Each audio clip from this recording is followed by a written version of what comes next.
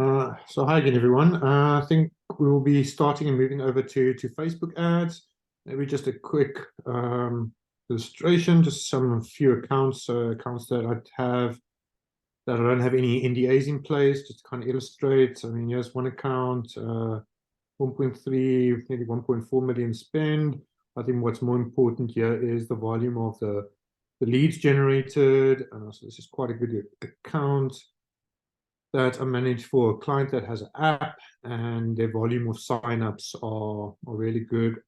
Initially, we had it that they probably were around 20 Rand if I had to go back, and at the moment it ranges between 11 Rand to 14, 15 Rand. But say this is collectively over a large period of time. So some other accounts, just kind of illustrating, showcasing some volumes. 116. Majority of them are focused on lead generation and some e-commerce. Majority of the e-commerce sites I do have quite big NDAs in place, so I can't share too much there, but just illustrating some info. So the nice thing with Facebook ads is they have a lot of powerful configurations and options. So this is also a new account I created, and so just to also show some of the options within Google's Facebook Manager. We have Ad Manager, that's what we're going to be focusing on now.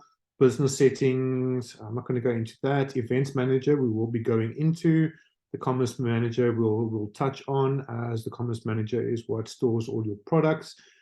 However, I wouldn't look at focusing too much on Facebook shop sales, as see most of the times that becomes wasted ads. Rather try using remarketing, taking them through to your website.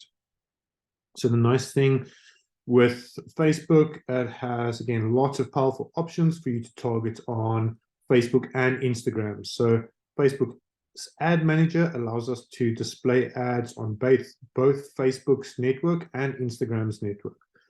So I'm just going to look at creating a campaign here. So we'll always create a campaign at campaign level.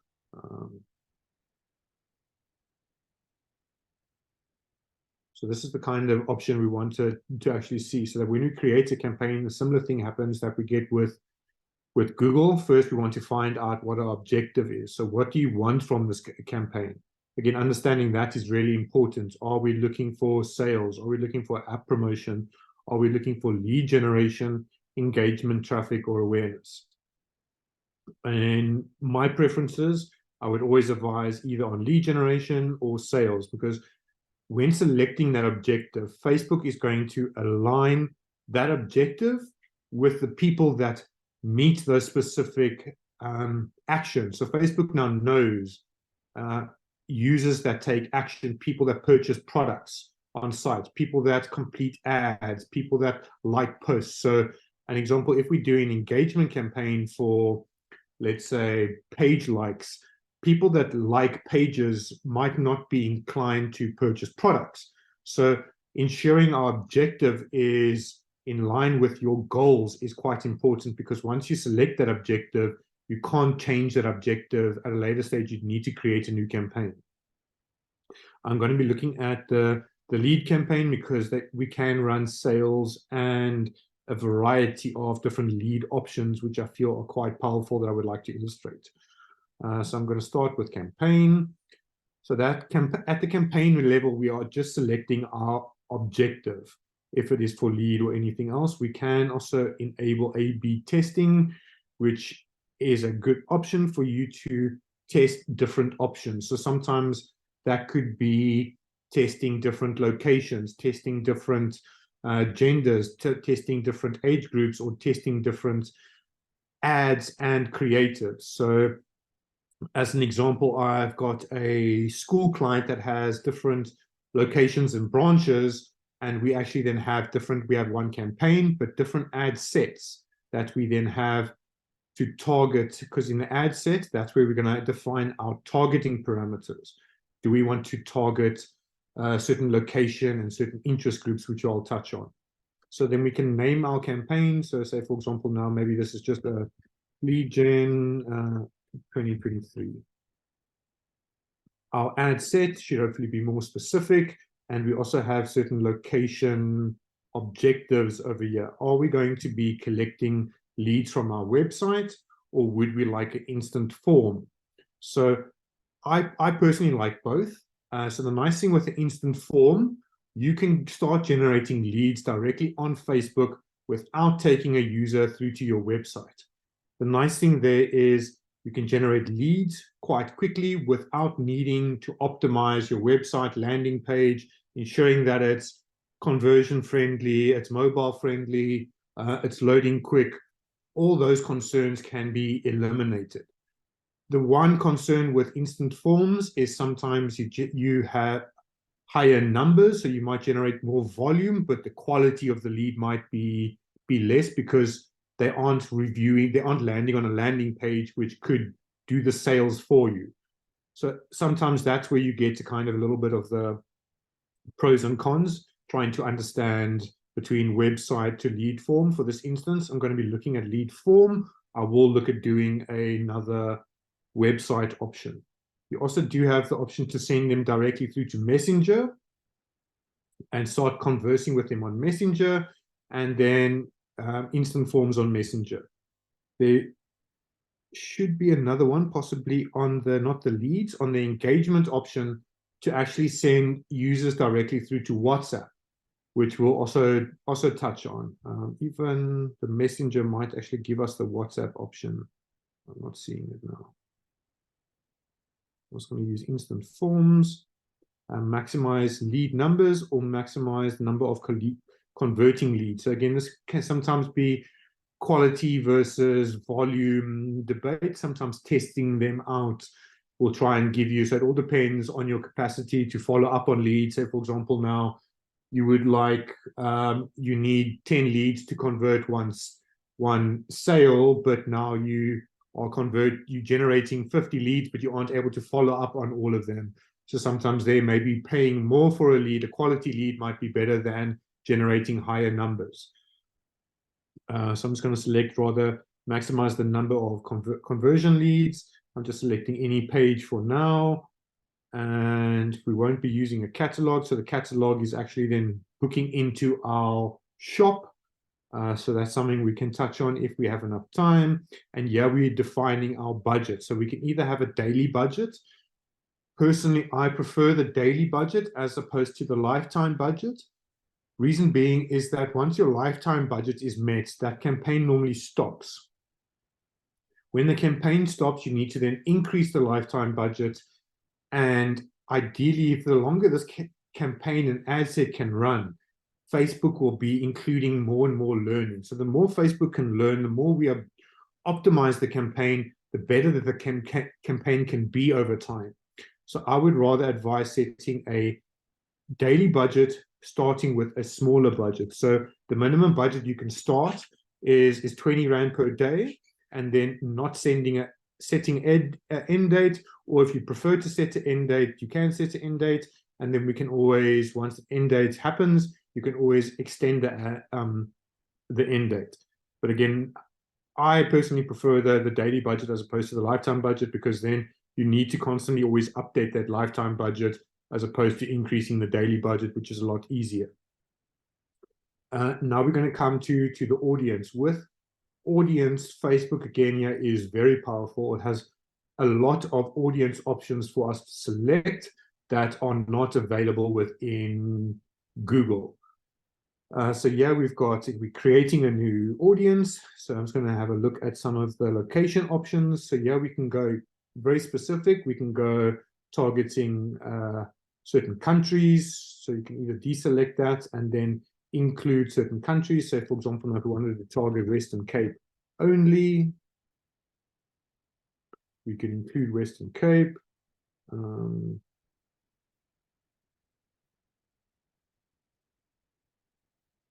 then you'll kind of see, yeah, it gives you an estimated audience reach. So you kind of also then start to understand the potential of the audience. In this instance, I'm maybe also going to use that bulk t-shirt provider and show you some more info around that.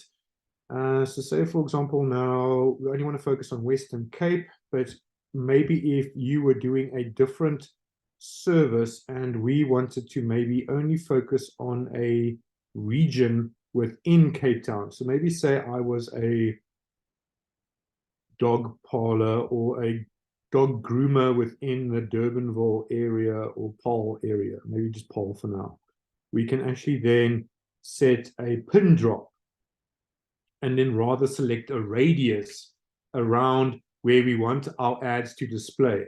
So then our ad will only display a radius around. So that might be more if you have a specific location as opposed to like a brick and mortar stop or shore or servicing that you do has a, and that your customer base is in a radius around where you are.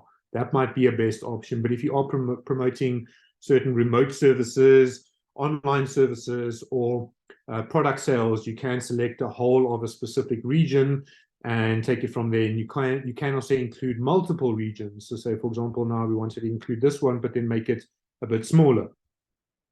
And especially say, for example, now, if you wanted to be really specific, maybe like in the Cape Town region, I wanted to target Cape Town, but I wanted to exclude Mitchell's Plain and certain LSMs that we know aren't as ideal to our demographic, then we could actually just include those pin drops and define it a little bit more to now, okay, maybe only include it around a 4-kilometer radius around a higher LSM area.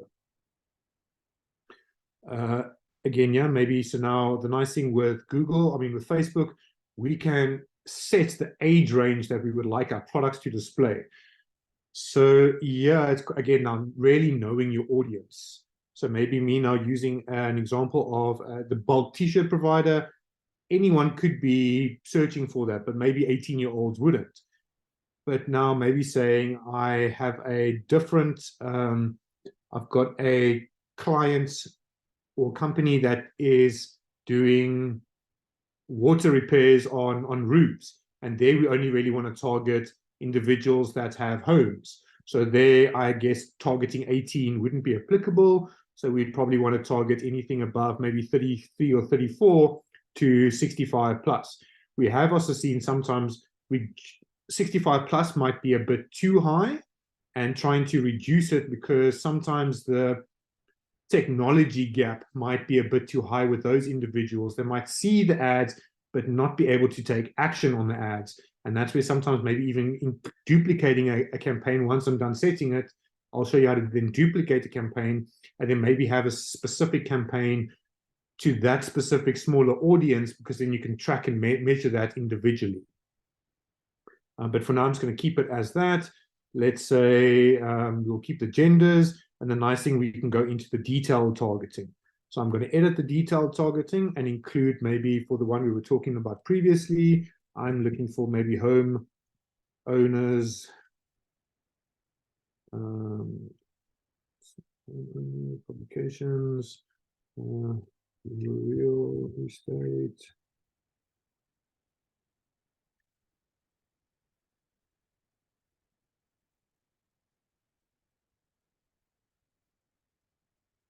Broker, real estate investing. So it's not trying to reduce my audience size. So again, the more specific I can be with my audience, and I wouldn't say too broad, but it's really trying to ensure that if you know your audience, the more exact you can be with the audience to display your ad, to make sure that your ad isn't displaying to someone that can't take action or whoever it isn't intended for. It'll ensure that it can be that you can get the most return out of your ads. The nice thing is that you can narrow it further, that we want to include these certain parameters, maybe now with people that are looking for home improvement. We've defined that they are certain of those things, but now we're also looking at have home improvements gardening. You'll see then the audience gets smaller. And maybe another one we can do to reduce further is maybe also knowing that there may be like, maybe not online purchases, maybe as an example, luxury vehicles. So the audience has gone down a little bit further. So that's really trying to ensure that our audience is quite tight. So the better the audience can be, hopefully the more results we can generate. But again, possibly testing the different audiences. Initially, I probably advised on keeping the placement with advanced, but for now, I'm just going to kind of show you some of the manual option placements so you can see where Facebook and where your ads can be displayed, which is also quite interesting sometimes for you to see. So by default, Facebook is going to display all your ads on Facebook, Instagram, the audience network, and we've excluded Messenger as we want website leads. So it's going to display in the feeds, Facebook feed, Instagram feed, Facebook Marketplace, Facebook video feed, Instagram Explore. So generally all of the areas within within Facebook and Instagram, it will be displaying, except Messenger, app sites. So you're actually able to toggle these on and off depending on either your ad creatives or certain sections, ensuring that maybe that placement is rather wasted. So I've always found that your feed will probably be the best place for them to take action unless you've got really good stories. So stories, I feel if you've created a good story, you can get good results with them. And if you have video ads, search results, the people are searching for other elements, app sites and external sites, people, they're on those sites for specific reasons. So I personally prefer the manual placements, but for testing, I'd probably have a look at the advanced placements. But again, Facebook also does want to generate as much money for them and give you some results. So maybe testing a combination of the two to understand, because sometimes your product or service might not be related to the Instagram audience, and or maybe sometimes creating maybe we could even duplicate this ad set as an example and have a different ad and image for Instagram, where we would now actually remove Instagram and have one kind of ad display on Facebook only, and then another ad set that is on Instagram only. And we can measure the two individually to understand which is yielding a better result for us. Does that make sense? Everyone still with me? I will resolve the issues shortly. So then I think Facebook will kind of show you. Justin, sorry, it's Vanessa here. Yes. I just had a question. So when you say that you can sort of toggle and select different options during a campaign,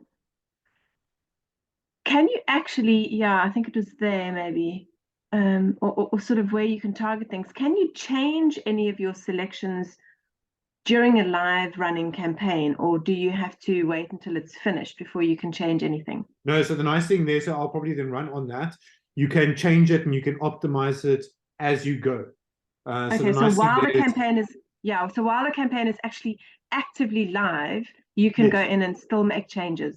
Yes, you can edit, you can remove a certain interest, you can remove a certain demographic, you can adjust it as you're seeing certain things aren't working, especially now once you're collecting the data. So, because I mean, you might, you know, like for example, the thing that I would like to promote is a solar installation thing, which is a new product of ours. And so say, for example, we are actively targeting a certain LSM bracket, then what happens if we realize actually the lower LSMs are also quite keen on this because it's ultimately going to save them money? So then can I go back in and then rejig my selection? Yes, but that's really where I would possibly advise sometimes in the beginning, maybe creating one demographic, one ad set. And so again, these are the ad sets, and that's where you define your audience, your targeting. The ad is where we'll define our ad, the message, the visual. The actual, yeah. Yes, so you can have as many the ad set is where you do the changes and the little tweaks. Targeting and the display and your kind of objective. And yes, we can adjust it as we go, but sometimes I would possibly advise maybe then duplicating it and really start segmenting and trying to go granular. So the more you can understand and fine tweak that, maybe the example that I want to use is also maybe in your instance, yes, let's use your solar with, so I've got a similar client that does water the the roof repairs and waterproofing. Waterproofing, thank you. And okay.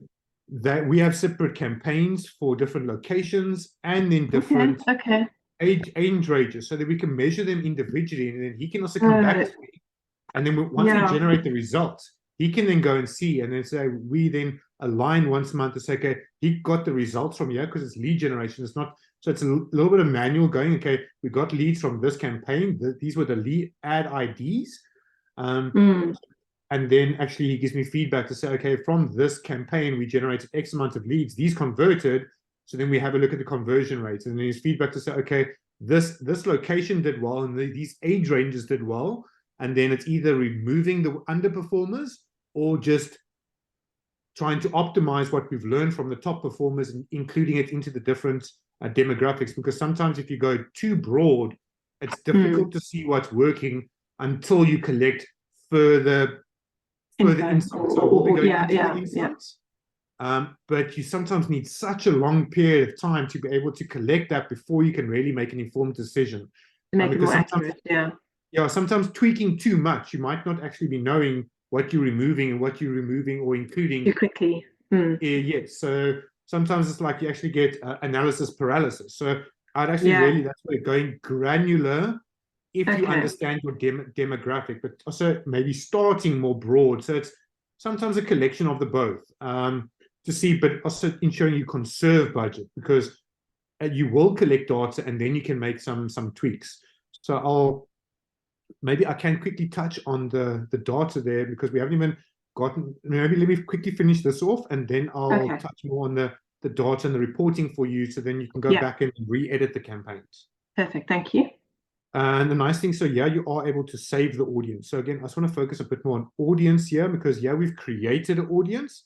We can then save the audience and use it again later on another campaign. So I'm just going to maybe call this Cape Town homeowners or something. And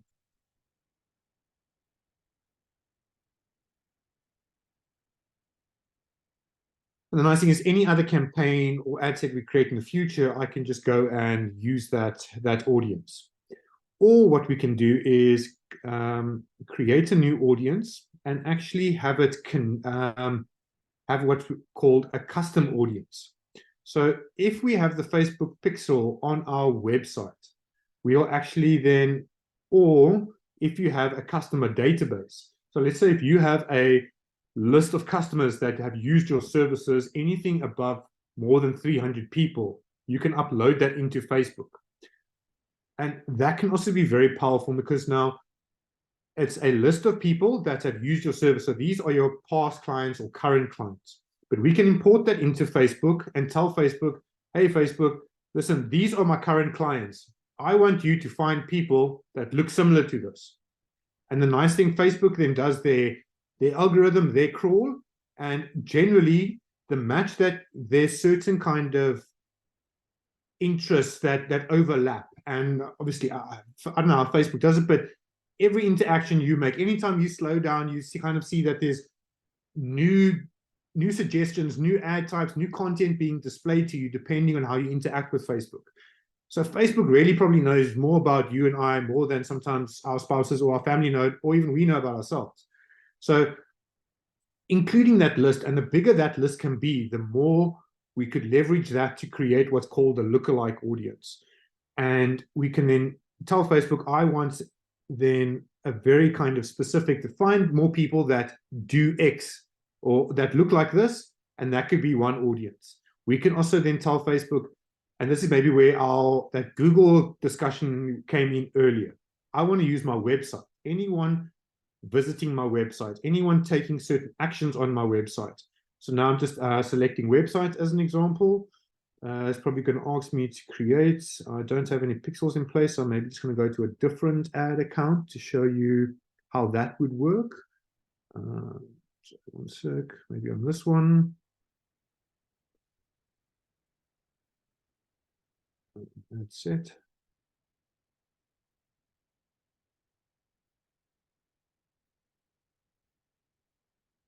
So because we've been collecting data from our pixel, So maybe now show you some of that information and what it looks like. So Facebook's Pixel is really, really powerful. It collects so much data and it can help you to make really informed decisions so that you can know how are people using your website, where are potential bottlenecks or where are potential areas of concern or areas of optimization. So here, this one I'm looking at is called Cleanse Aesthetics. They're a laser hair removal in Thornwood, somewhere in Gauteng. So it collects data for the last 28 days, and I can kind of see what's been happening on the website, that the website generated 11,000 page views. So sometimes Google Analytics doesn't give you all of this data. But I can also see that 2,100 people, okay, that's an incorrect tracking thing. That's how they set up their pixel. That's not right. The 2,100 people didn't initiate checkout. That's them landing on the e-commerce sites, and unfortunately, that's a poor e-commerce site that they use. But then we did see that 451 people proceeded to add their payment information. So it's kind of, it allows you to ascertain where is my fall off and then how successful was my campaign. Maybe another example on this one. I just want to find another one.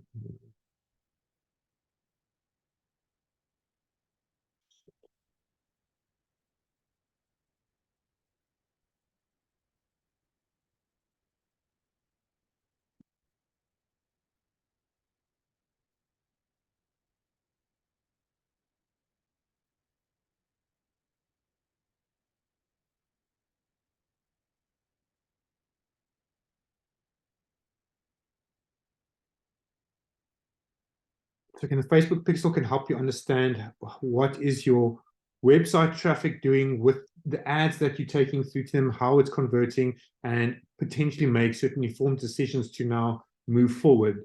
So maybe this is probably a better use case. We generated 23 page views to the website, 7,900 viewed a product page, and 384 proceeded to add to cart. From the 384, 717 initiated checkout.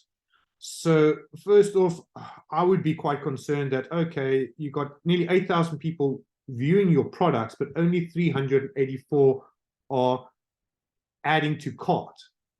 And if we had to look at that kind of that initial e-commerce conversion rate, that conversion rate is already at 5%. So that's quite low. Ultimately, you'd be wanting at 5 to 10, 10% add to cart rate to ensure that you get a 5 to 3% purchase rate. Because already here we can then see from the people that are adding to cart, only 50 are proceeding to checkout. So we've potentially missed 330 something people, so more than 4 close to 400% of the is potentially lost. So there's a lot of extra opportunity here if we could optimize something. We don't know yet if it's on the website. There's not enough information at our disposal, but we do know that there is some opportunity. So again, coming through to the Facebook, let's say that we were using only Google Ads to now drive this traffic to our website. The Pixel was now collecting all of this data. We aren't yet using Facebook ads, but where now Facebook can come really well. Let's say now we're using an online store or just a lead generation page, knowing that, okay, X amount of people landed on our landing page, but they didn't take action. Let's say these are the people that landed on our landing page, and these are the people that converted. So there's a big fall off.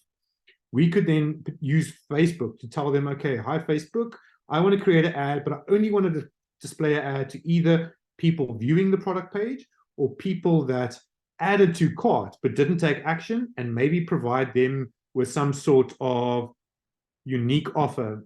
Generally with e-commerce, it's like a 10% discount to try and get them, like they were on the fence, but why didn't they proceed?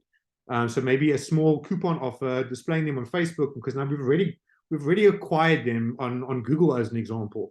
Now using Facebook, we could get them with a lower cost per impression, ad reach, and hopefully acquire that cost and not have it wasted on Google side of things. Is all of this starting to make a little bit more sense, especially where the pixel can be used? And we'll also look at the pixel data shortly on the e-commerce stores or the ad manager as well. Any questions on the pixel?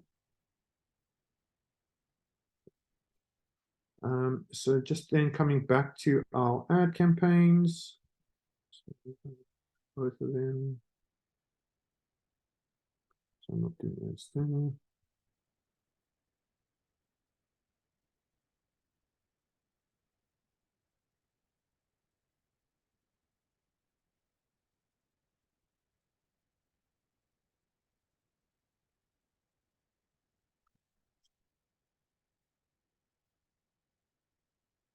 So the nice thing, so you'll kind of see here that the phases are in learning phase. So as you've created your ad, I'm going to jump back to the lead form now, but you'll see that Facebook wants to understand and collect some data first before you do start making massive adjustments. Because if you make a campaign tweak, as you were asking about earlier, essentially that will reset the learning phase and have it restart. So the quicker that we can ultimately get the campaign out of learning phase, the quicker it can start to kind of optimize and increase the lead numbers. And maybe another example I'll use is this example. You'll see kind of now it's high performing. The lead has gotten out of learning phase and it's performing really well. It's now acquiring a lead at 38 Rand a lead. But if I had to go back, something custom, I just want to maybe look at ads we created maybe a few months ago, just to kind of show you some form of comparison. Maybe we're going to use the last 14 days first. So there you can kind of see at the last 14 days, our average cost per lead is sitting at 18 Rand. But if we had to go to maybe June, that 2-week period, our leads were sitting at 51 Rand because it might have still been in that learning phase. So again, the more we collect the data, the more we can understand what is working, what's not working, and then start to make adjustments or duplicate the campaigns. And once Facebook moves out of its learning phase, it can hopefully start to acquire leads at a cheaper rate so that you could hopefully acquire more volume, or we could proceed to optimize the quality. So we're just coming back to the campaign we were looking at finishing.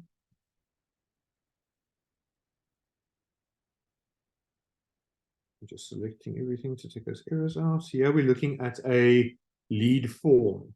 I'm just selecting any page for now. We'll be creating a new ad. Sometimes just adding our media. I'm just going to be selecting any media for now. But so with using your media, it's also ensuring, so maybe let me just also touch on the different media types. You get a single image or video. So you can either select either one image or one video, or you can select a carousel, sorry, and that's, you can have up to 10 image sliders that include certain, now one image. Sometimes for real estate that could be nice, maybe certain product offerings, or maybe screenshots. Sometimes the more information you can display can help the user, again, envision your product, service, and help them make an informed decision a lot sooner rather than later. For now, I'm just going to be using one image. So let's just select a creator. For now, I'm just using any. So the nice thing, you can have a look from your account. You can have a look from your pages, from your Instagram accounts or pages. So I haven't really connected anything here. And then the page, you can select from any of the pages that you do manage. Select any ad or image and then use that. I'll select this image for now. But normally, especially with image ads, to have some form of text, some form of call to action. I think a good few years ago, Facebook didn't allow that you had only a limit that text on the ads could only be 20%. At the moment, they've removed that. and you can have a lot more text on your ad. So you're having good call to actions sometimes does work really well. And then, so this is just kind of optimization things on Google side.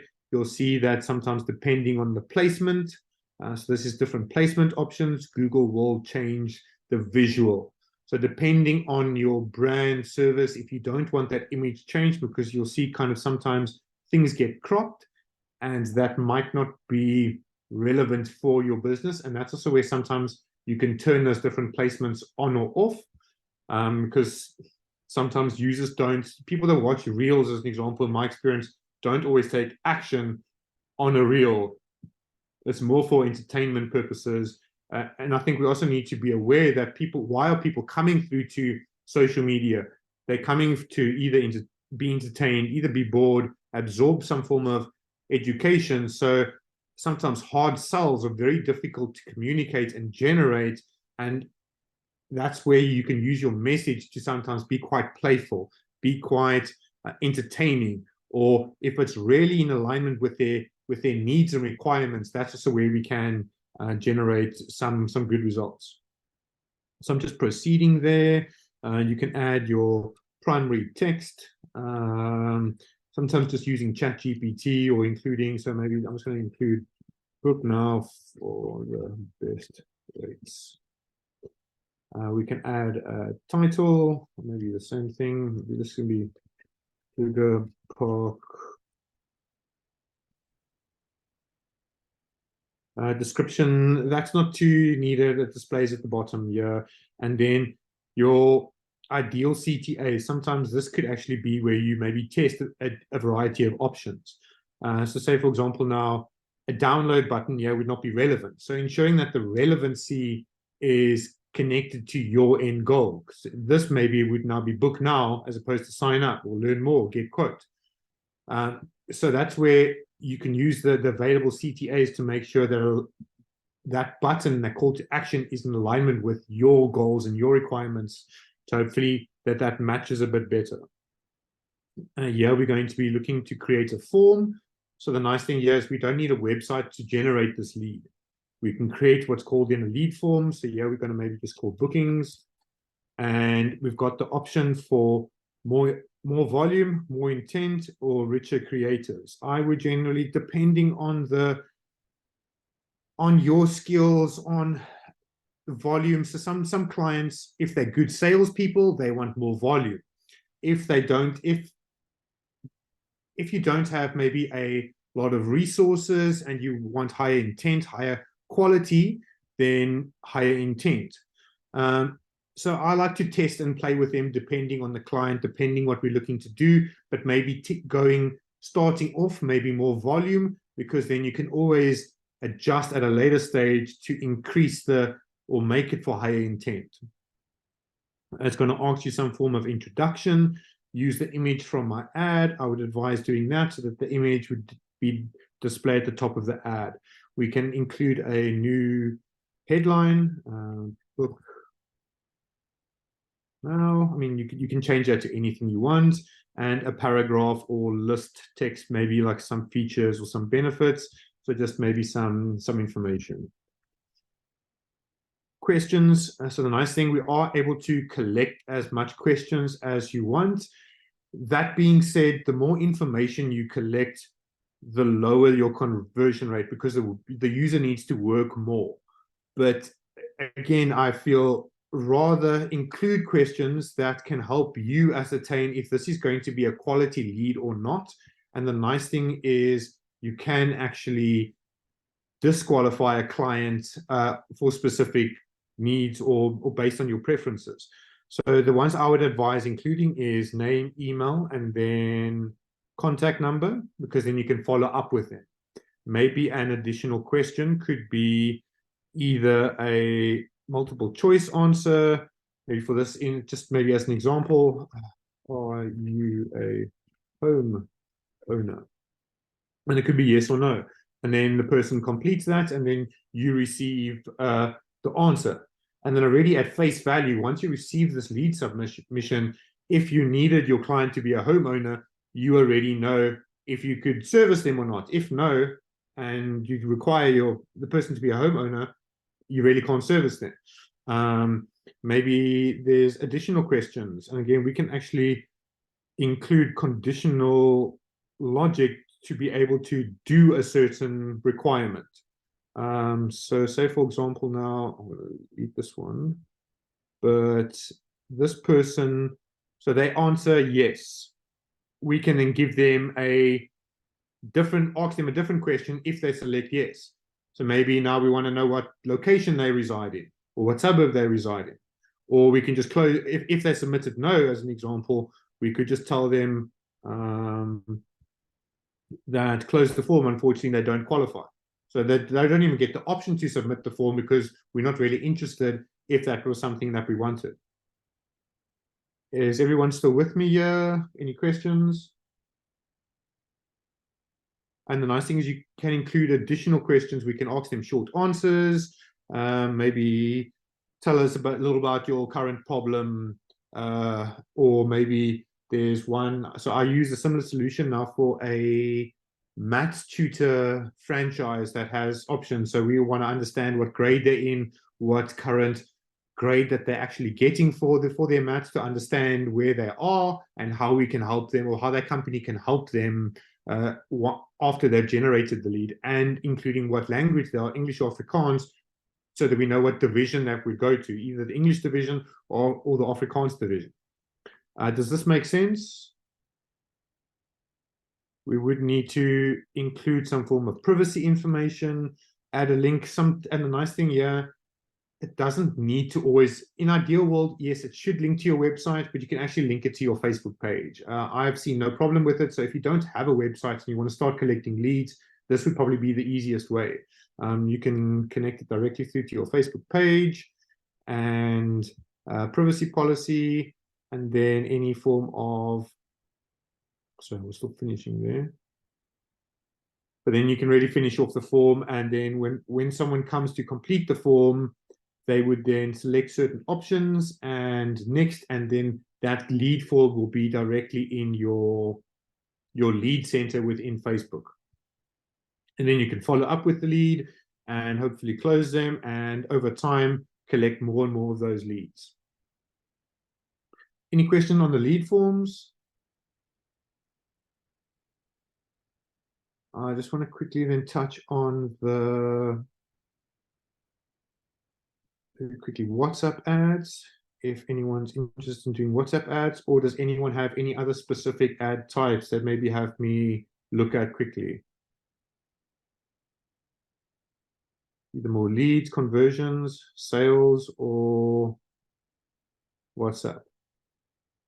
Because I think I'd only have time for one more of the ad types.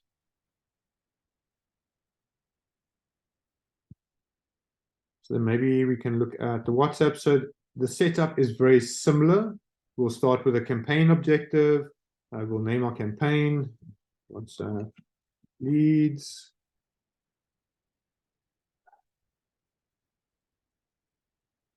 Messaging apps. We want to select WhatsApp. So normally you'd unfortunately have to kind of create that WhatsApp link. But now, so the nice thing here is that any chats would link directly through to to WhatsApp, so we can start communicating to that user directly on WhatsApp. We don't have to take them through to our website. We don't have to take them through to a lead form. We can start conversing with them, hopefully immediately. The same thing again, we'll have a daily budget. We set our budget. We can select the audience, either create one, use a new one. So we've got the ones we've selected from. The lookalike audience. So again, maybe the lookalike audience is something that you can do to create, again, based on our website demographic.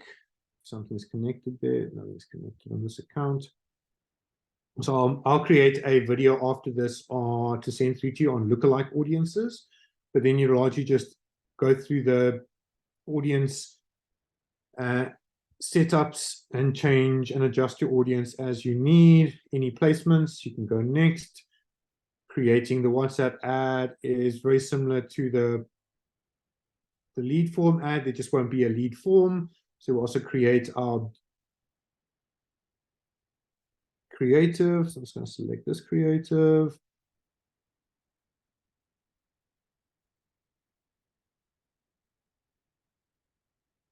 And there's going to be a send message call to action. Additional thing that you can view is now you want to see what your ads will look like within Facebook and Instagram. So you've got what's called this advanced preview next to your ad. You can actually then select that and now see what your ad is going to look like on all the different platforms. Now you can kind of see if there's more information you wanted to, if you're not happy with how the image is being cropped, or if you want to deselect any specific option.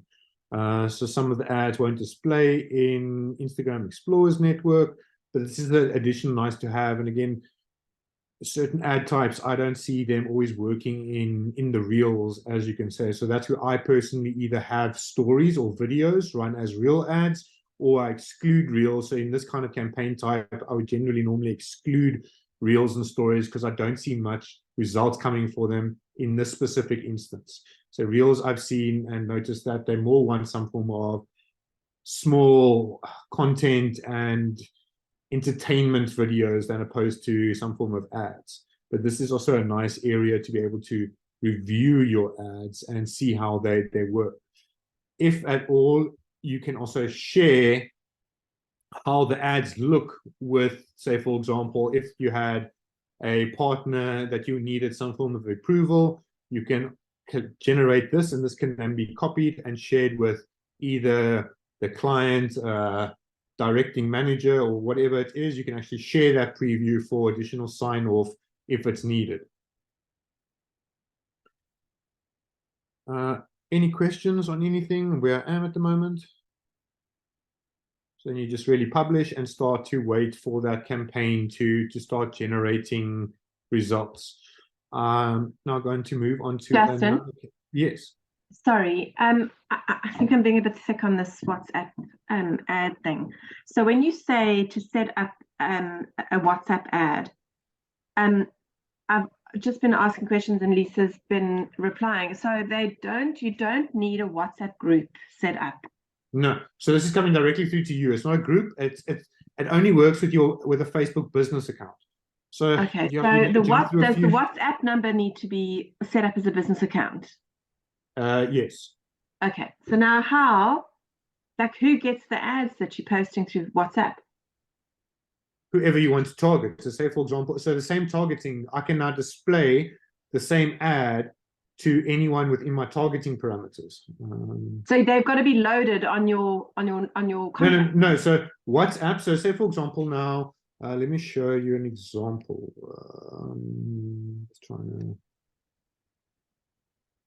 So the only reason, for example, with our solar thing, the only reason we haven't got an affiliated business WhatsApp account or number on that setup is because the cell phone that is our go-to number is actually a guy's number. Do we have to? And I think he uses it for everything. So can he get set up as the business account number on these campaigns? Yes. So he can still use his phone for private use, as well as. Yes. Because I wasn't sure on that. I always thought that a business account then outruled your private. No, so you can still manage them. It would just be saying largely, so when you're communicating that, it would say at the top that this is a business account. So some people, you do have the option to separate the two as well. So I think with WhatsApp now, you can have a business account and a private account, but you would now need the business WhatsApp app and then the normal WhatsApp app. Okay. I thought you couldn't have both. No, so I'm sure you can have both, and then so these ads can now display to anyone that you want to see the ad. So they don't need, so these people, it can be anyone that you don't know. But how would they want to see the ad? Surely it's the other way around. We need to send it to them. Yeah, so you aren't sending a WhatsApp. These ads would be displaying on Facebook and Instagram as a normal ad. And then if they click on it, it would open up WhatsApp and they would start a conversation. Okay, I'm with you. That's the section I missed. Okay, cool. So let me. Okay, so it's a click through from Instagram and Facebook. Okay, perfect. Thank you. Sorry. I'm going to maybe share. The thing is now it's generally more on mobile devices because now this is going to send a notification to my Facebook account on my phone, so I can't share an example of what it's going to look like. Just trying to, so normally it would display like this in your mobile feed. So this would be the ad. They would click on it, and then it would open up WhatsApp, and then they would be able to just start typing as if they're talking to you normally. Okay, yeah, that makes sense. Thank you. So I guess it's trying to find smart ways of trying to initiate some form of conversation without maybe the need of a website, because that's where I see most, especially beginners, people starting these ads, because what happens is that once we start taking traffic through to the website, that's where a lot of optimization is needed, as opposed to us using lead forms and WhatsApp leads to at least start and seeing some results initially. So I've seen that as a better way of starting, as opposed to now I need to take traffic through to my website, and now is my website optimized, my mobile site optimized, and then there's so much more, there's a lot more to review, as opposed to now just trying to optimize your audience and now knowing, okay, I've spoken to these individuals, this was my feedback, and optimizing it that way and doing multiple tests. So I would say do a lead form, do a website lead, and then do a WhatsApp, depending on your service and product offering. And sometimes it is that people need to, maybe even with online stores, they still have a WhatsApp button on their online store, that people sometimes have a silly question before they want to take action or purchase a product. So sometimes that kind of customer service or that WhatsApp or that person, they know there's someone behind the company, might assist them to just close that sale a lot quicker. And then I also advise clients to build up a list of those frequently asked questions, and then over time include them on your website, because that can then answer any questions and over time help the user make an informed decisions. Ultimately, if your website can become your sales person, your sales department, then you should start to see results on the condition it loads fast, it's mobile friendly, and you know it's converting for you. But that's where I see most of the users when they create e-commerce ads and things, because now Facebook is cheap traffic, and especially if you aren't focusing on the audience, setting up because yeah, we could display our ad to, now people create a Facebook app and now they display it to 25,000 people, but sometimes the people might not be relevant. They might not be able to take action. They can't afford the service. They aren't our ideal target market. So that's why really understanding your target market, your audience, is probably more important. And sometimes even playing around with the language, because especially unfortunately within South Africa, we have many languages, but because English is the default, that also messes with the audience settings. So sometimes I've also found targeting sometimes more even overseas languages within South Africa. So maybe sometimes like more expats or French, German, Dutch, that might give us a different LSM that we could use for testing, and then following that create a lookalike from, because it's kind of excluding the English. I'm also trying to be really diplomatic here, but maybe excluding the really lower LSMs that we want to exclude, but they're included in that English demographic that we can't exclude, like maybe certain languages that aren't available on Facebook.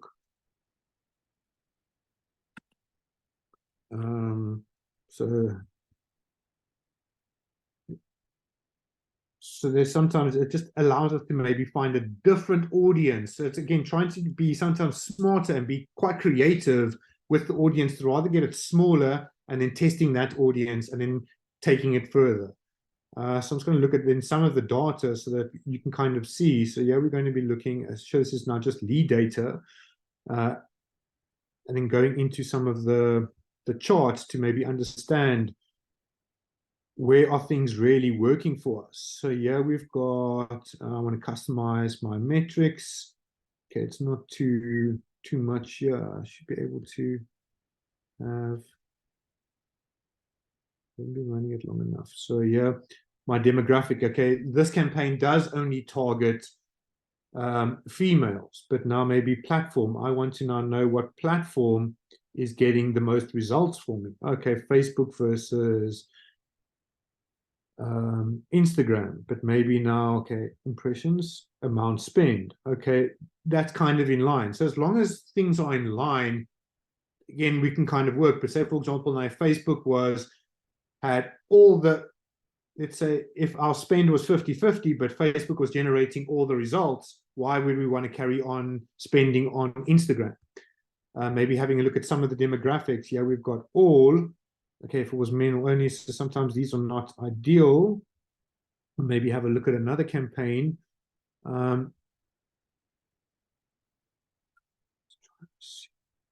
This campaign.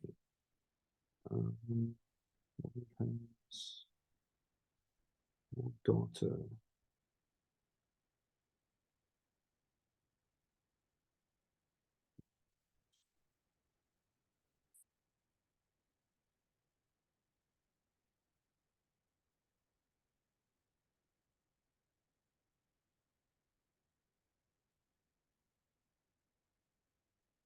This example then of an e-commerce campaign. So this is where we can use a bit more of the data. Yeah, we'll kind of see, okay, the demographics, where did our results come from?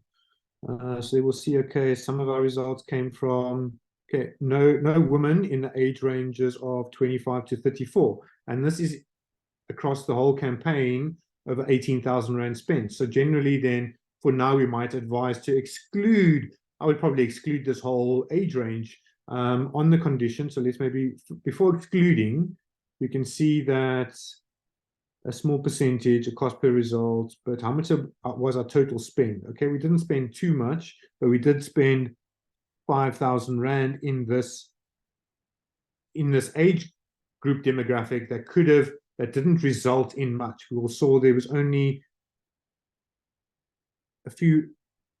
the cost per result, there was only 175 Rand result generated, but we spent 5,000 Rand. So this is when I would use the data to exclude this age range.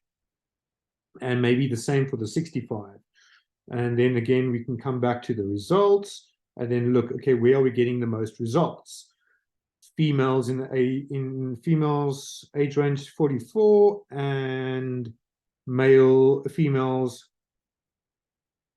So it looks like, but in this age range, so I might then have one campaign. So based on the data and based on reviewing this these stats and insights, I would probably proceed now next to create a ad set that only targets females in this age range. At the same time, I would try and understand what ads they were clicking on. Fortunately, Facebook doesn't give me that insights. We would need to use another tool, but that's probably a more advanced system. But this is a good area to look at starting once you've collected the data to make an informed decision, to be able to separate your campaigns and focus on where you're spending your money and where can you focus on the results. And then maybe having separate campaigns for males, females in the different age ranges. And again, now this age range, I would focus more on males because they seem to be the better performer. So again, maybe aligning your budget with because there we could see the cost per acquisition for a female was 1,200 Rand, but the cost per acquisition on a male was 500 Rand. So it's really working smart on the data to focus on, okay, what works within these age ranges and our product offering, and then testing it out. So segmenting them once we understand the data and then measuring them further over time to understand further and align that data. Because now, as an example, collectively, our average cost per purchase was 676 Rand. But if we had to focus on our winners, we could reduce them to potentially a lot less, 500 Rand. So it's really trying to collect the data and make more informed decisions and tweak our campaigns to focus on generating us more sales, but also generating a cost per purchase that works for us and that is lowered over time. So that, again, we're working smarter with our budget. And once you now come into a space, now you know, okay, this specific campaign is generating a sale that you're happy with, that it works for you. Now you know that you can kind of scale it moving forward. You can now, let's say you've gotten to a point where the campaign is now working at 300 Rand a cost per purchase. You are happy to now increase that budget to 10,000 Rand a month, knowing that if it's after its learning phase, every sale should thereafter generate at a similar cost per purchase. And hopefully, because you're spending more, you'd probably also see a compounded reach, and therefore also kind of a decreased cost in acquisition because of that compounded reach, and or the decrease in the cost per 1,000 impressions. Any questions on this? So this becomes quite technical in reviewing the data to make small tweaks as your campaign is going. And that's where, even with Google and Facebook, starting small, understanding, collecting the data. And so you can't just do it from a small snapshot. The more data you can collect over time, hopefully the more informed decision you can make to then adjust the campaigns and make those tweaks. Any questions on anything within Facebook? Anything you'd have me maybe touch on again? Reiterate, more than happy to touch on any other elements. Does anyone want me to go through the pixel setup a little bit, because there is a little bit more time? Any area of focus that you would like to touch on? Anything within Business Manager? Maybe the pixel setup as well, and the Business Manager stuff. Sure. So within, so under all your tools, so once you're in your Business Manager, you'll get all your tools. Events Manager. So your Events Manager is now the Facebook pixel that we want to look at setting up. I would advise setting that up on every website that you have. We will then go to show. How do you link it to your website? You just give the URL. You'd actually need to install it there, unfortunately.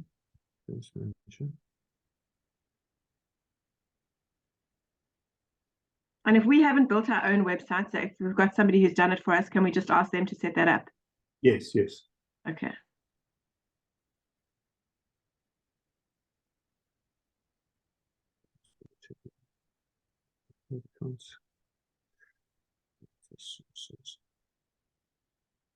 This ad accounts can have more pixels.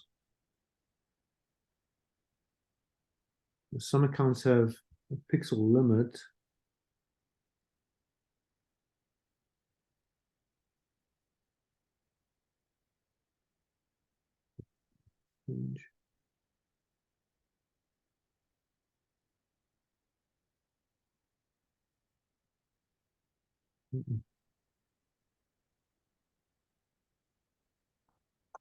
Okay, sorry. See, actually, so with that seems quite strange. It used to be a green button here or here. So once in the data sources or your campaign manager, you'll see this little green button here, connect data source. So you're able to then select that. Yeah, on this account.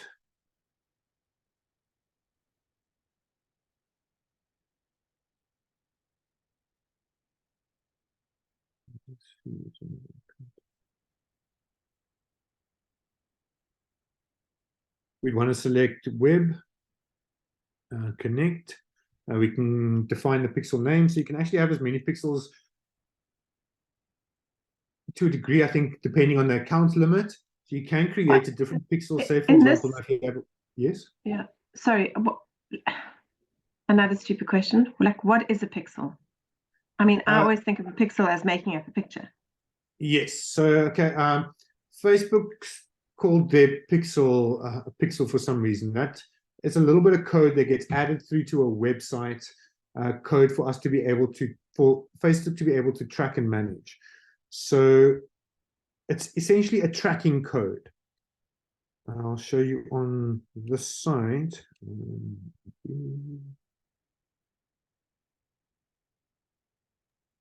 You know, looking at all of that back end stuff is very scary, because what if you mess it up? Yeah, so you shouldn't really. There should be a designated area for that. And does it take you directly to that designated area, or do you need to find it? It depends on the website. So some websites like WordPress and Shopify have a designated area for you to just paste that in, and then it works from there. But some websites, if your site was built with HTML, you probably need to load it yourself, unfortunately. It all depends on the system and the way it was built. I should probably using Google Tags Manager because I'm not finding it.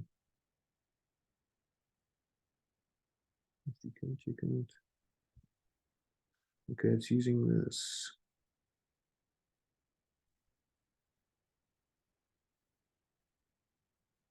So essentially, it's just small code that gets added through to the website. And then we can largely see that it's tracking through using Google's Pixel Tracker. So it's code that gets added to the website. And what it does is it's just looking for anyone that's logged into Facebook. So say, for example, now I'm visiting this website, and it can be with any website really. If I access this website and if I'm logged into into Facebook, Facebook will then know that, okay, I'm logged into Facebook and that I'm now viewing this page. I don't know why this isn't picking up. Or maybe use that other example. So then Facebook can then know, as an example, okay, you'll kind of see. So it's now triggered a page view event. So Facebook will now know that I have visited this website and I have viewed this page. And then you'll kind of see, so that Pixel ID is then connected directly through to that Pixel account.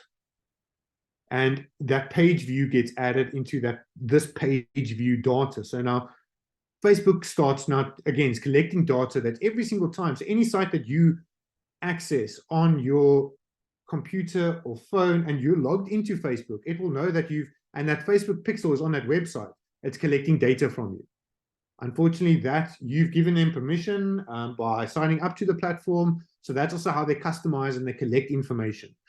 And that's where we can use remarketing. So they know that, okay, I've landed on this website. I've triggered the pixel to load, so that if this company wants to remarket to me, they can now display an ad to me knowing that I've visited their website. Is Pixel starting to make a little bit more sense? Yes, thank you. So then we can actually then create that pixels. So then we can create that pixel. We're going to select web. We're just going to call it maybe just, so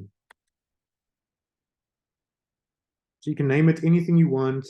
And then depending on how you want to track it, that will then give you a pixel setup tool. Install the code manually or send it to a partner. So it's very similar to the Google code install. It's literally just copying the code and adding it to a section of your website, generally in the header of the site.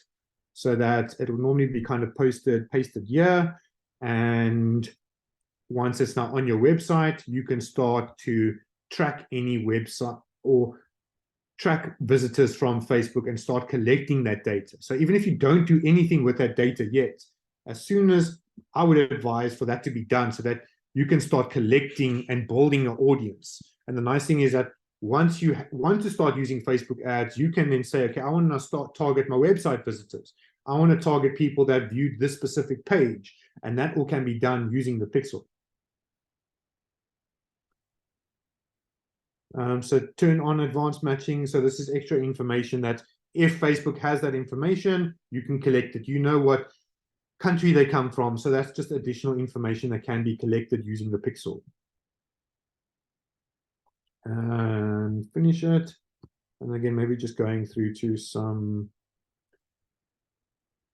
data, because then we can actually then use this to create ads. And with other systems, so I'm maybe going to show you a more advanced report where we actually pull the data, because yeah, we are viewing, and unfortunately, one of the limitations of Facebook is that their pixel data and their ad data is kind of separated. You don't get a full comparison and overlay of the data.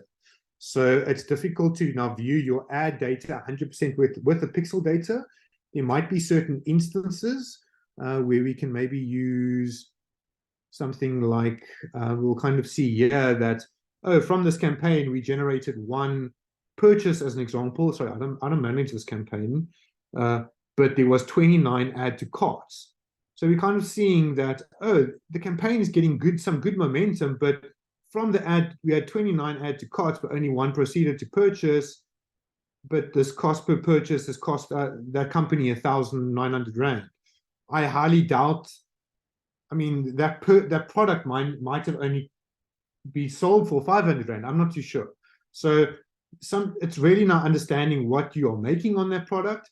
And if you are losing money, and I mean, if the product costs 500, if you're selling a product for 500 Rand, but you're spending 2,000 Rand to make a sale of one purchase, that doesn't make too much sense. So it's really now knowing your numbers. And again, if you are potentially generating 29 add to carts and 6 initiating checkouts, that leads me to believe something's wrong with the checkout process. So again, this is where the numbers could be used to your advantage to make those informed decisions. But again, there's certain limitations there. So with Google has what's called Looker Studio.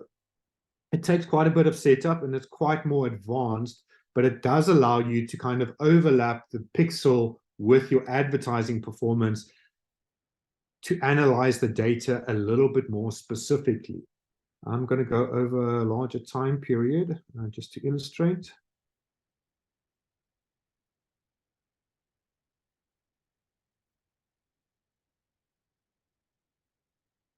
So this is more advanced. So Google Looker Studio is free, so you are able to sign up for it. But it is probably a bit more advanced setup, but at least so yeah, we can control this and design it as we want, but all dependent on what information we're wanting to see.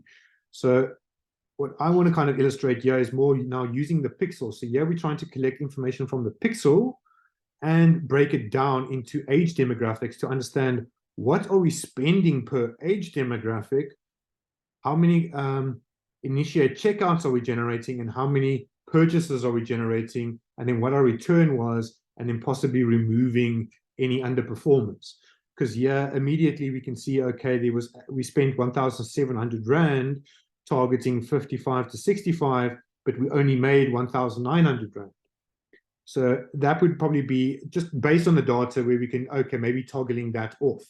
And then maybe including additional revenue or ad spend in audiences we know are performing well, we're happy with the conversion rates. So maybe in the 18 to 24, it might be worthwhile creating individual campaigns for these and then testing them and monitoring them granular and then making certain adjustments and collecting the information. So I would probably advise, once you've got out of learning phase, making small adjustments and then giving it a week and then measuring the data again and then making small tweaks. So the more granular you can become and making small continuous adjustments, removing the losers, focusing on winning campaigns, and then having a look at creatives as well. What creatives are generating a better response? So maybe that in here we can use that as an example. So yeah, we have the same campaign but different messaging. One includes the price. We had a 12,000 Rand spend. The average cost per lead is 31 Rand.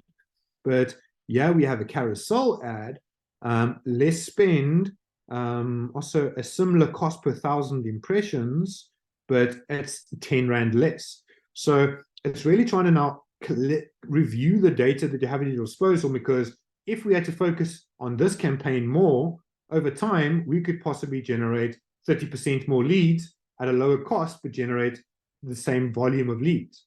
Whereas this example is 34 Rand. So ideally, we'd probably want to now turn this off over time and focus on the winners. Okay, the mail was a higher cost, but now it's also now trying, they don't focus too much on mails right now.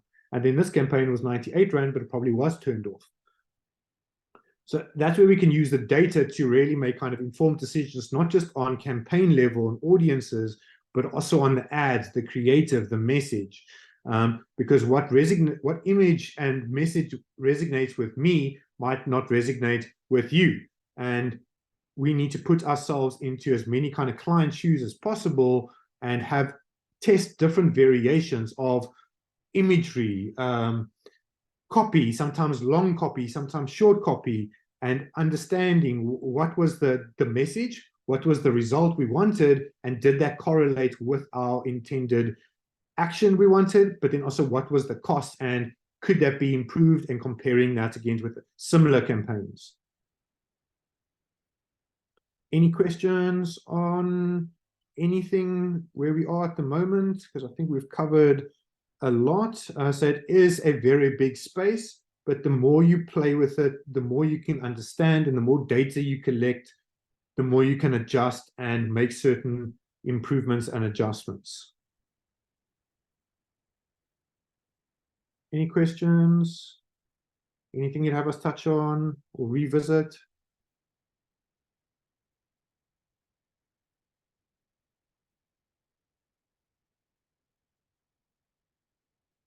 You see anything from yourself?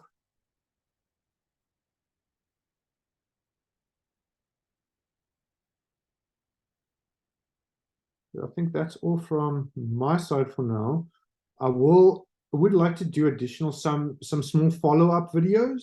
So if there is any questions after the session, I'm more than happy to maybe. Yes, so what kind of terminology would you like to focus on? I mean, there's so much of the terminologies. Would you like to look at maybe the dashboard, and I can maybe take you through some of those? I'll do a screen share there again, and actually we can have a look at some of those terminologies on the reporting dashboard that I looked at.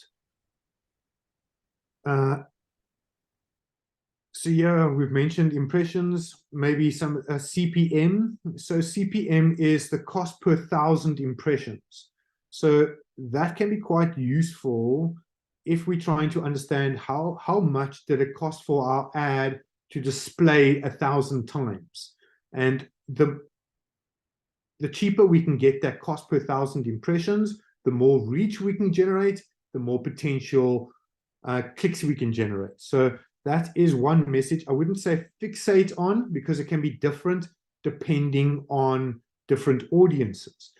So maybe on that, I'll maybe show a different example on where we can see a real high CPM, but that doesn't directly interfere with the performance of the campaign. Just trying to see which one I'm allowed to show.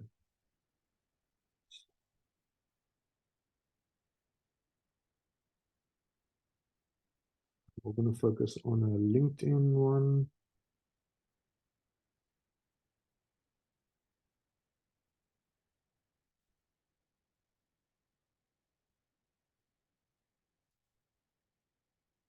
Generally with Facebook, depending on the audience that you're trying to, so Facebook is generally cheaper traffic.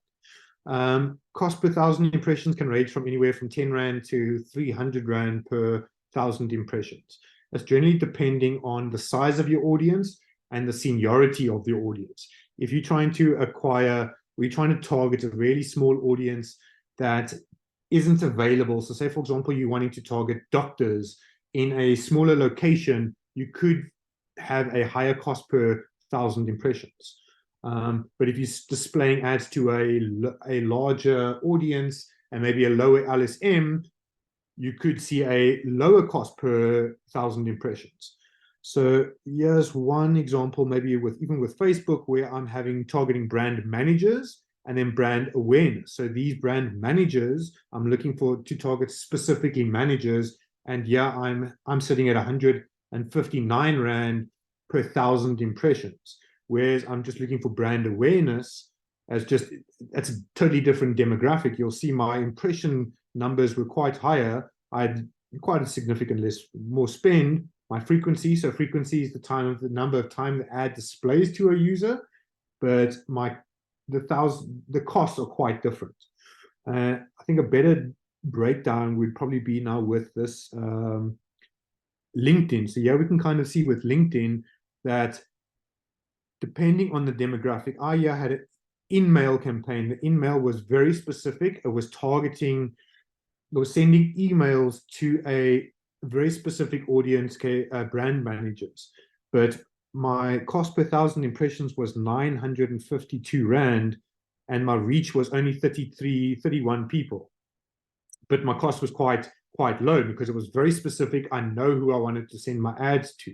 We had a more generic campaign, but to senior individuals, our cost per 1,000 impressions. So again, for our ad to just display 1,000 times cost us 3,100, and therefore that increased our cost. But it did generate 4 leads for this campaign, and the client was not too concerned on the cost per lead, because a cost per lead is the value of that lead. If that lead signs up with them, is hundreds and hundreds of thousands of Rand. So it's, you need to on your side know what is the lifetime value of that client.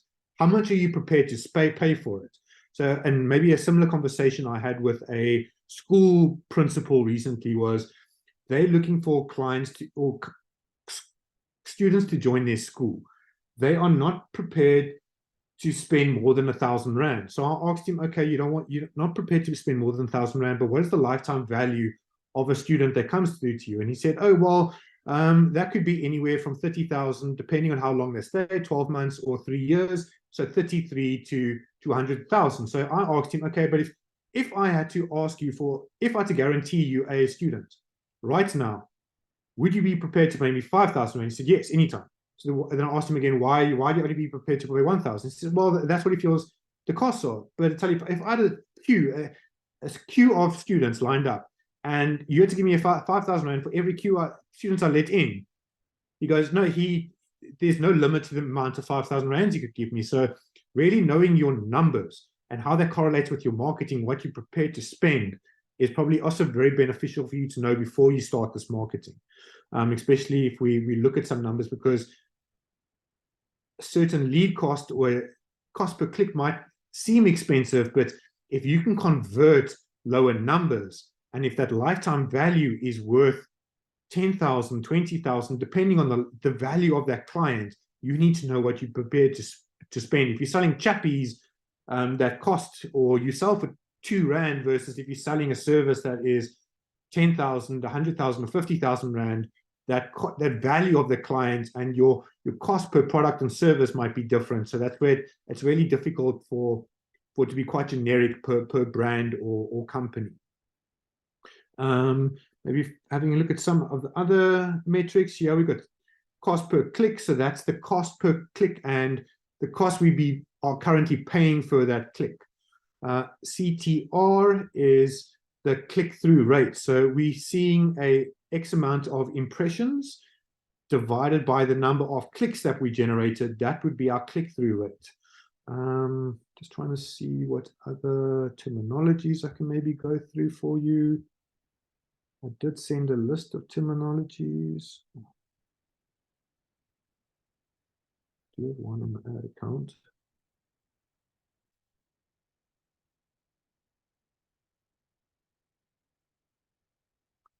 So CPM we did touch, that's 1,000 impressions, the click-through rate, impressions, clicks, engagement. Those are the people just engaging with the ad. They're either clicking, liking, some form of engagement was done on your ad.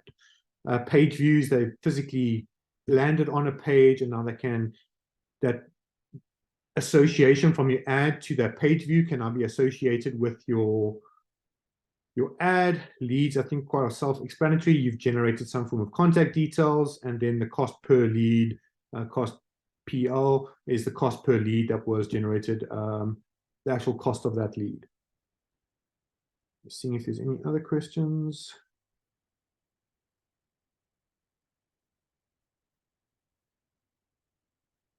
I'm not too sure. I think I've covered most of agenda that I wanted to cover on in terms of Facebook and Google. Any other questions anyone would like to ask? Anything I can Justin, maybe demo for them? Yes. you mentioned earlier about the link to LinkedIn. Is that a totally separate thing, as Lisa said? Yes. So LinkedIn can be really expensive, maybe as a kind of illustrated there. Yeah. The I mean, the only reason quality, I'm asking is because you just brought it up earlier, so I just wasn't sure. yeah, it is a different model and a different setup. Essentially, it's very similar, but they're a lot stricter with their audience. And Okay, but it's not, yeah, I know. So it's not something that we would do through what we have been shown today. no, so I mean, the same Okay. principles apply regardless of where you're trying to market. I think what's better. Also, the problem I sometimes have with LinkedIn, especially within South Africa, is that it's used as more of a recruiting channel at the moment Yes, than it a is. business networking channel. Overseas in Europe, they use it as a networking channel. In South Africa at the moment, it's really just it's taking shape, and they're using it more and more. But people don't interact with it as a social platform as they do on Facebook and Twitter and Instagram and even TikTok. So I think it's really for you to now first understand what is my demographic? Where are they hanging out? So see Facebook as especially in South Africa, a large demographic that people are looking for or using, and it's a cheap acquisition platform. Google, that is therefore a large, I mean, 80% of our searches from South Africa come from Google. So I wouldn't look at Bing and anything else, as you have a large audience that are searching for products and services, and you can get towards the top of search really easily. So those two platforms I'd probably look at focusing on. Google can be a lot more technical, but the quality will be a lot better. Facebook, can be really good the more you play with it. So it's something I wouldn't advise on disqualifying, because the more it can get out of its learning phase, the more you can adjust it, the more you can play with it, and see it as a kind of, I don't like this analogy. So I mean, when you start gambling and things, you need to kind of be able to, I'm going in with this mindset initially while I'm learning that I'm prepared to lose this. Yeah. So see that as a learning phase. You need to be able, because if you're seeing that I'm just throwing away this budget, you need to be at the same time taking lessons away from what you're doing, unless you're then employing someone, but then you also have that employment budget. So there's certain pros and cons, because then you're wasting your time. So it's really things that a business owner, needs to review and say, okay, if I get stuck in here, if I start to learn these things, but you also have understanding at a later stage, if you do employ an in-house person that manages this and they can't manipulate you at a later stage. It's really just playing and really understanding it over time and researching. The more you understand it, the more, and you use it with your website, collect the data. So just creating the ads, that's largely what we try to showcase here, is a starting point. But then the data, that's really where it becomes that fine tuning, making adjustments, and then understanding your audience. The more you can understand your audience, the more you can segment your audience, the more you can remarket to your audience and adjust it. Because so you need to put, as a business owner, we kind of after just one thing. Now we need sales, we need leads, but we aren't thinking about what the client needs. So it's, yes, we need this, but what does our client need, and how can we bridge that gap? If we're bridging that gap and ensuring that we're servicing the client while attending to our needs as business owners, it should be easier for that bridge to be gapped and us to get what we need, and then also for the client to get their service, their products, and we could hopefully get more of those. And the more we get of those, the more Google, Facebook can learn, the more we can hopefully repeat those at a lower cost per acquisition. Thank you, Justin. I think you've been incredible. Thank you. We're at the end of our time together. But if you do have questions, please pop me an email and I'll send them on to Justin. And if he's able to, he'll be able to reply. Otherwise, I hope you all got some incredible value from this time together. I'll be sending the videos on to you. Thank you very much. That was awesome. A follow-up would actually be great. No problem. So I'll maybe look at seeing, especially if you have some follow-up questions, I'm more than happy to create a few loomed videos which could be used just to touch on any finer points if you feel anything needs a little bit of detail. Okay. Thank you very much. And thank you, Lisa. Thanks, everybody. Have a great afternoon. Yes. Thanks, Thank you you too. too. Bye. Bye. Bye.